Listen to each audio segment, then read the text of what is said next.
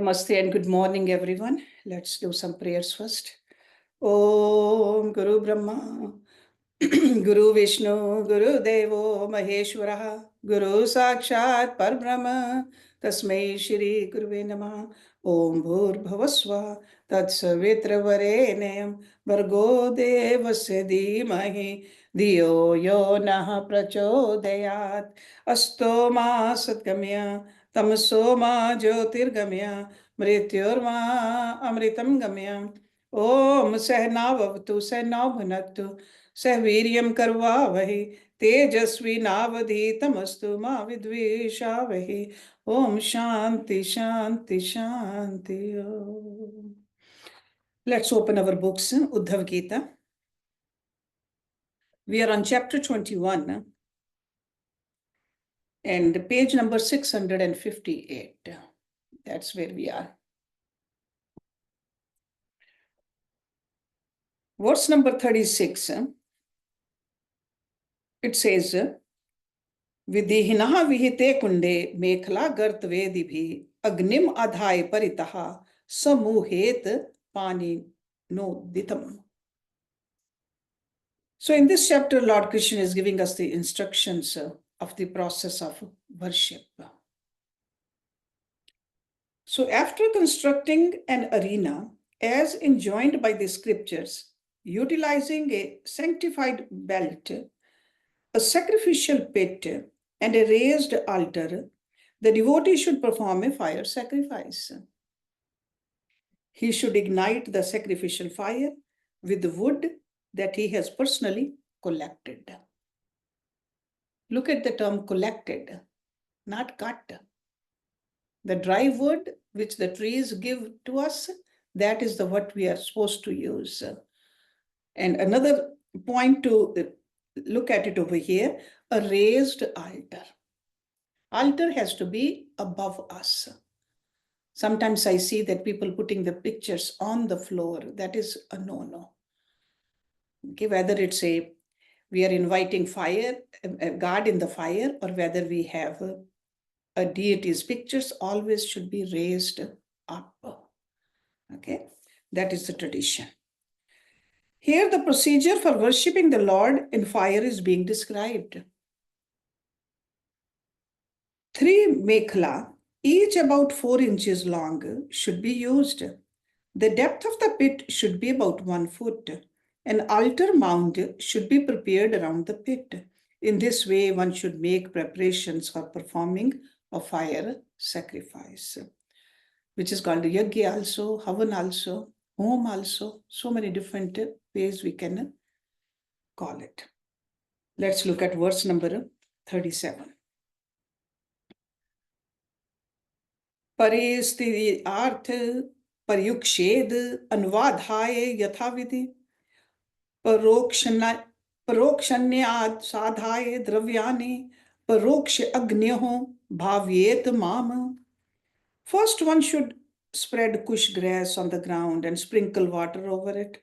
Then one should perform the ritual of placing wood into the sacrificial fire while chanting the prescribed mantras. Thereafter, one should purify all the items to be offered as oblations by sprinkling water upon them. After doing this, one should meditate upon me as being situated within the sacrificial fire.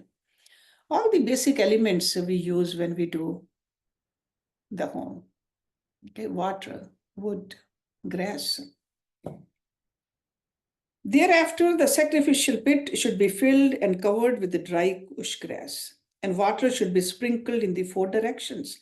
Beginning from the north, one should then sit down and meditate on the Lord as the super soul situated within the fire.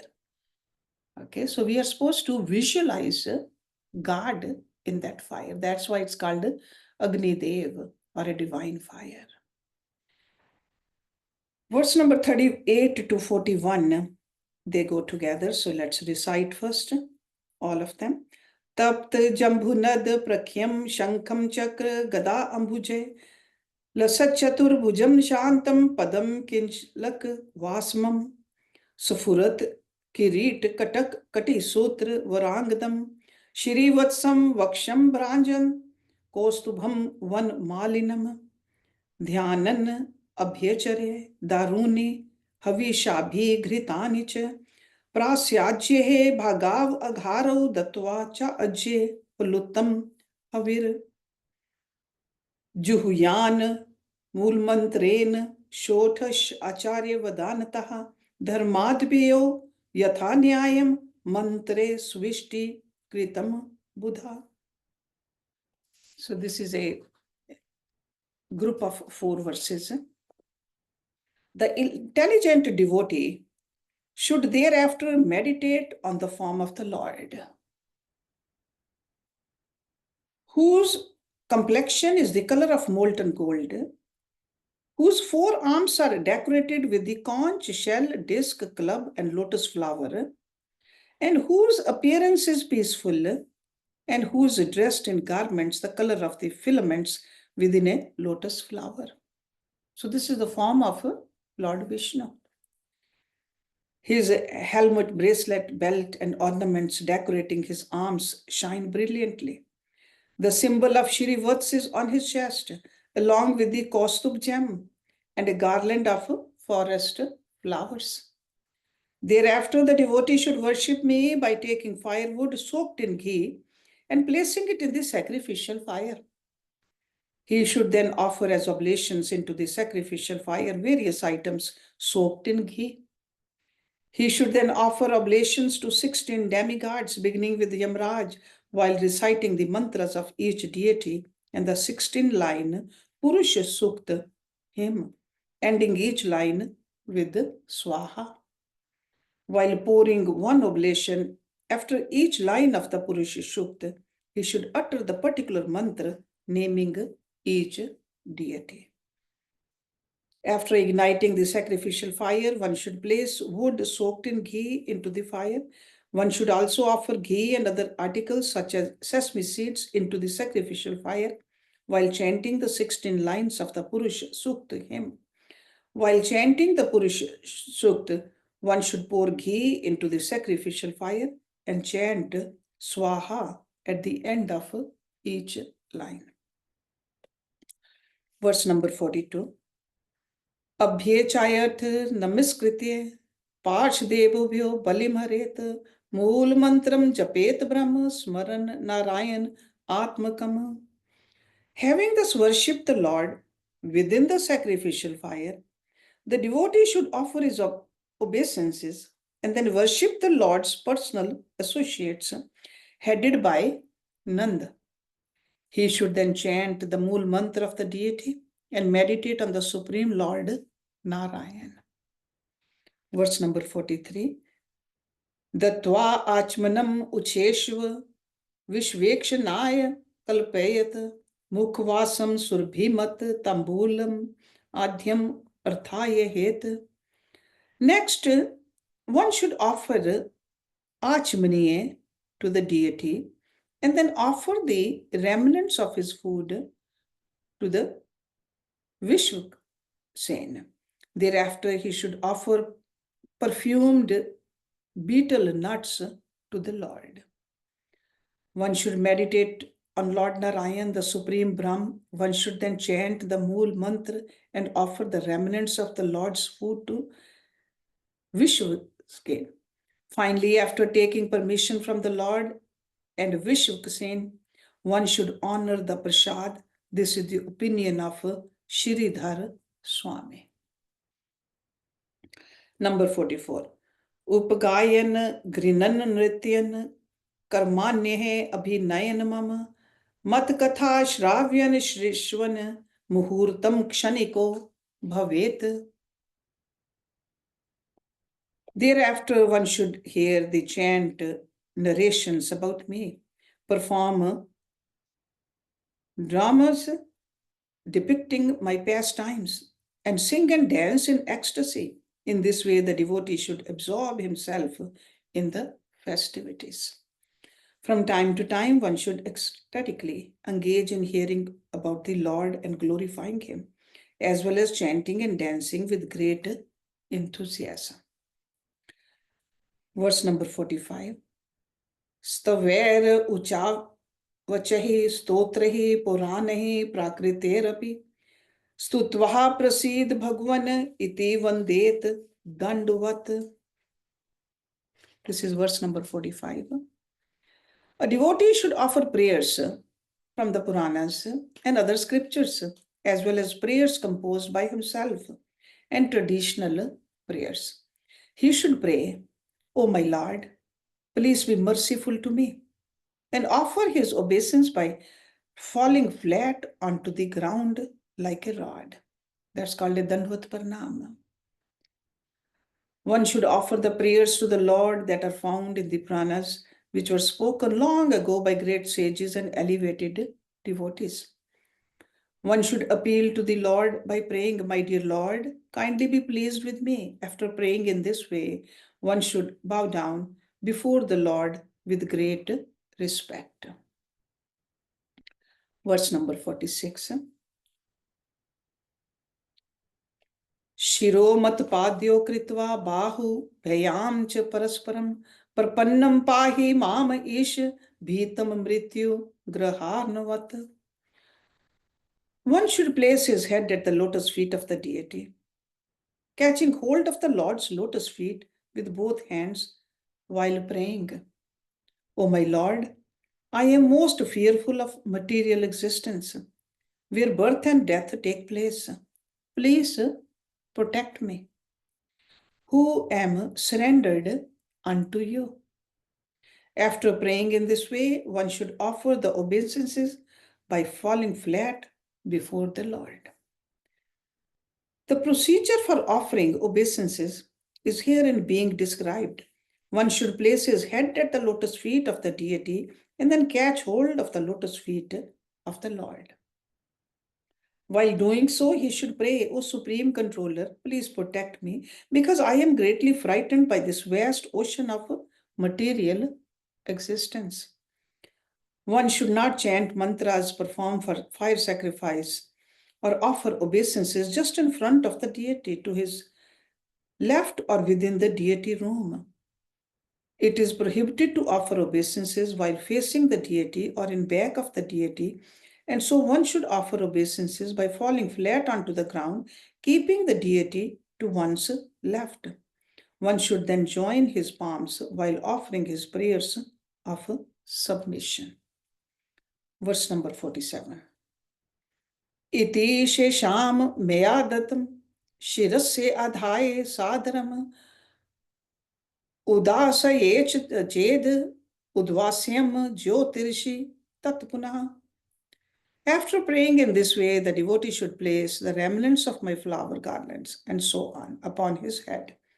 If the deity is meant to be sent away at the end of the worship, the effulgence of the deity's presence should be withdrawn and placed within the lotus of one's heart. After offering prayers, one should gratefully consider how the Lord has mercifully given him the remnants of his flower garland, and so on. If the deity is made of sand or other such material and must be immersed, one should withdraw the effulgence of the deity's presence and merge it within the effulgence of the lotus within one's heart. Verse number 48. Archadishu yada yatra shraddha mam tatra charchet sarvabhuteshva atmanicha sarva atmaham avastitah. Among my various manifestations, such as the deity, one should worship me in the particular form that he has developed faith in. As the Supreme Soul of all, I exist within all created beings, as well as separately in my original form. The main criteria for deity worship is faith. It is due to the faith of the worshipper that the Supreme Lord appears within the deity. The Lord's appearance as the deity is his mercy upon the conditioned souls who cannot perceive him with their blunt material senses. Those who are very materialistic are advised to meditate upon the Lord as the universal form. The deity form, Archa, is specifically mentioned in this verse because deity worship is essential for making further spiritual progress. With strong faith, when one becomes further advanced, he can realize the presence of the Lord everywhere. The Supreme Personality of Godhead is the worshipable Lord of all living entities. As the Super Soul, he is situated within the heart of all living entities. One should faithfully worship the Lord in those forms in which he can feel the Lord's presence. The deity form of the Lord is considered one of his incarnations. The deity attracts the faith of his worshipper and awards him auspiciousness.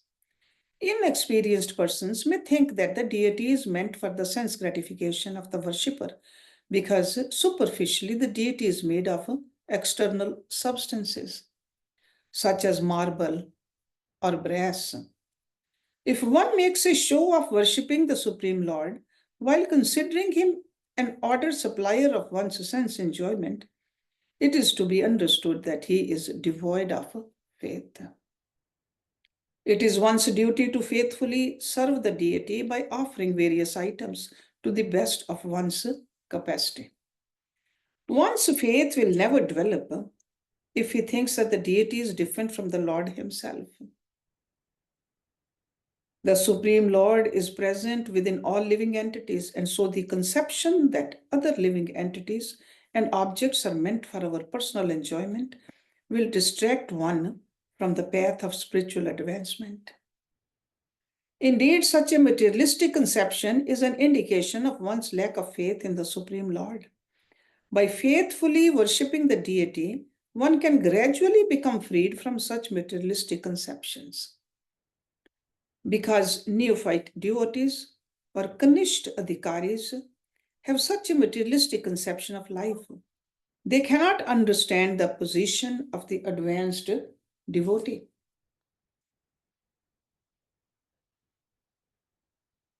And thus their faith is limited to the deity. While faithfully worshipping the deity, when one realizes that the deity is directly the Supreme Personality of Godhead, he can understand the distinction between the three classes of devotees: Uttam, Madhyam, and Kanishta.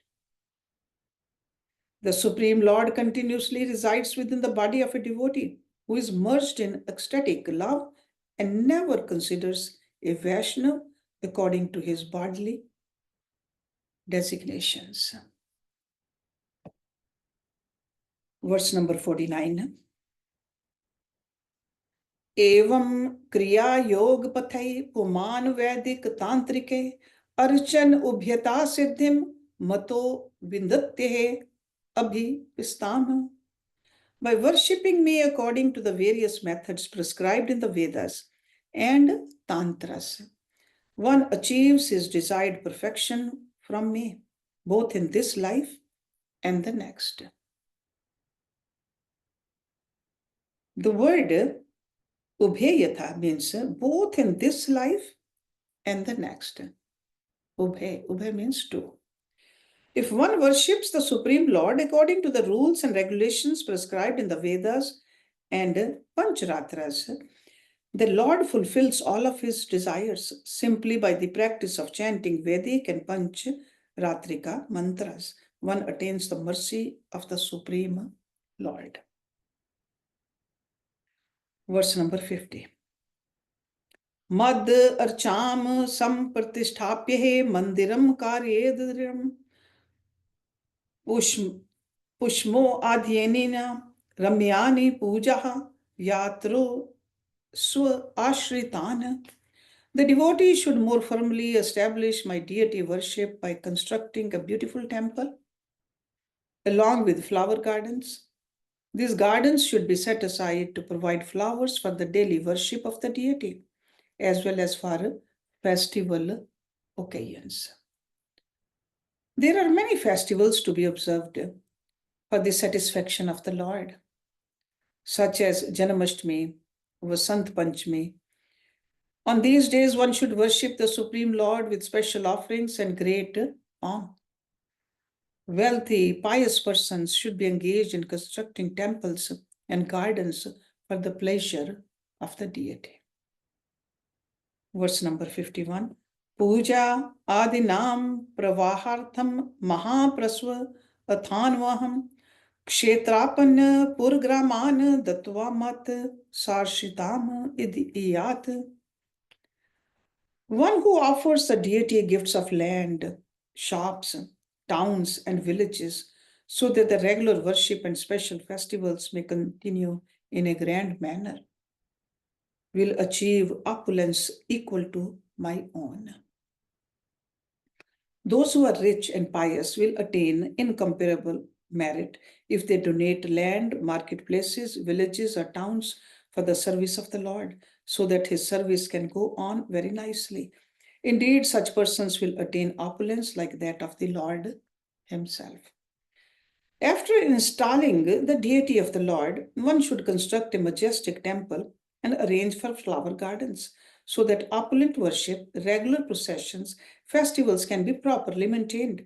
It is essential to hold festivals on the days of the Lord's appearance, and so on. If one donates land, marketplace, or other assets and constructs residences for pilgrims so that with the income, the worship of the deity can be maintained with great pomp, he will achieve opulence that is as good as that of a Supreme Lord.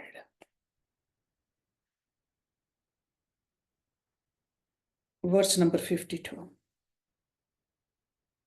Pratishthiha sarvabhauma sadhyemana bhuvantrayam puja adina brahmalokam tribhi mat samyatam iyat. This is verse number 52. By installing the deity of the Lord, one becomes the ruler of the entire earth. By constructing a temple for the Lord, one becomes the ruler of the three worlds. By worshipping and serving the deity, one attains residence in Brahmalok. And by performing all three, one achieves a transcendental form like my own. The result of building a temple, either by one's own endeavor or with the help of others, is herein described. Those who arrange for the installation of the deity of the Lord, the construction of a temple, and engage in the deity's worship attain a transcendental form like that of the Lord. By installing a deity of the Lord, one becomes the ruler of the earth. By constructing a temple, one conquers the three worlds. By worshipping the deity, one achieves Brahmalok. And by performing all three activities, one attains a transcendental form similar to that of the Supreme Lord. Mixed devotional service has been recommended for those who desire such exalted positions. By careful consideration of the following verse, one can understand that it is also possible to construct a temple and worship the deity of the Lord without expecting anything in return. A pure devotee does not accept any kind of liberation. Salokya, सारिष्टि, सामीप्य, sarupya, or ektat, even though they are offered by the Supreme Personality of Godhead. So this is from Srimad Bhagavatam. By worshipping Lord Hari without any material desire, even while engaging in worldly activities, while living within the material world, one is sure to attain the highest destination. So we got to raise our level of devotion from Sakam to Nishkam. Okay, so we don't want to donate or worship keeping something in our mind. We just do it because it's our duty to do it. That's it. 53. Mam ev naripakshena bhakti yogena vindati bhakti yogam salabhat evam yapujyet mam. But one who simply engages in devotional service without consideration of receiving anything in return attains me. Okay, so this is a very important thing to remember. Do we want to love God to get something from God, or do we want to love God for the sake of loving God? Thus, whoever worships me according to the process I have described will ultimately attain pure devotional service unto me. One who worships the Supreme Lord without any ambition, renouncing all desires for karam and gyan, certainly attains the platform of loving devotional service. One who gives wealth, land, marketplaces, and so on for the service of the Lord without any expectation of reward will surely achieve all auspiciousness. The previous two verses were spoken by the Lord to attract those who are interested in fruitive results. In this verse, the ultimate purpose of worshipping the Supreme Lord is described. The ultimate goal is Lord Krishna himself. Love for the Lord is the highest attainment. Although materialistic people cannot understand this, when one engages in the congregational chanting of the holy names of the Lord, it should be considered that worship of the Lord is perfectly accomplished, even without engaging so much paraphernalia. The platform of unalloyed devotional service cannot be attained by those who have a desire to accumulate wealth, enjoy beautiful women, and gain name and fame. Pleasing the Supreme Lord Krishna is the actual purpose of devotional service. Verse number 54. Ya swadatam parer datam haret survipriyo vritim sajat jayate vidbhug varsha nam ayutama. One who steals the property of the demigods or Brahmins, whether donated by him or someone else, will have to suffer as a worm in stool for 100 million years. After describing the glorious position of those who help in the worship of the Supreme Lord, the Lord now describes the fate of a person who steals the property of the demigods or the Brahmins.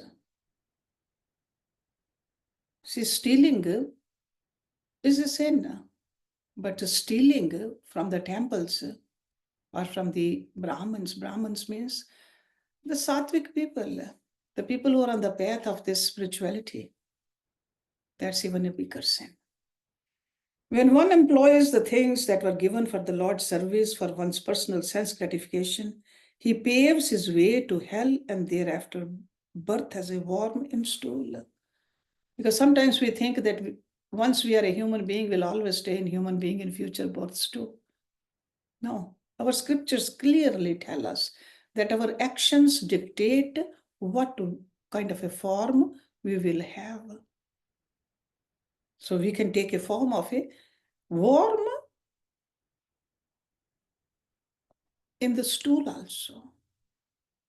We can go down to that level if we don't behave the way we are supposed to behave. As human beings, we are supposed to use our intellect, make better and better, higher and higher decisions. Let's look at the last verse of this chapter, verse number 55. Kartuscha sartre hetor anumoditur evcha karma nam bhagina prete bhuyo bhuyasi tatphalam. Not only the performer of such a theft, but also anyone who assists, instigates, or simply approves of such an act must share the sinful reaction. According to the degree of their participation, they must suffer proportionate consequence. Those who help a person serve the property of the Lord and the Brahmins must share the sinful reactions after death because they are directly or indirectly responsible. Those who provide direct assistance suffer the worst consequences. So the punishment is according to the level of the crime. Those who utilize money given to the Lord for his worship for their personal enjoyment or who approve of such an act are liable to be punished by Yamraj after death. So very clearly in this chapter, he told us what are we supposed to do as human beings. We are here not just to use what God has given us, but create a great relationship with Him. So that's why we worship. That's why we are creating. He mentioned several kinds of forms you can create according to your own liking or whatever you have. Some people have gold, make a form made of gold. Some people just have wood. Or he said just a sand, or draw a form on the paper, or just in your mind alone, create a form. But the idea behind is that you got to create a relationship with God, loving relationship by doing all this. As human beings, we are supposed to love God. That's what the devotion is. So there's a lot of information in this chapter. I would like you to go back and just look at it. Some beautiful instructions we have gotten. Some of the instructions may speak to us, others may not. But the bottom line is create a loving relationship with God. Let's do the Shanti Mantra, and next week we'll start chapter number 22. And the chapter is called Gyan Yoga. So there's a Gyan also he talks about, and a devotion also. So we need the knowledge also. With the proper knowledge, we keep on increasing the intensity of our love for God. Because if you don't have the proper knowledge, what happens? Our love itself becomes very fanatic. Okay, so the knowledge. Om Purnamada Purnamidam Purnat Purnamudachyate Purnasya Purnamadaya Purnameva Vishishyate Om Shanti Shanti Shanti Om. Thank you very much.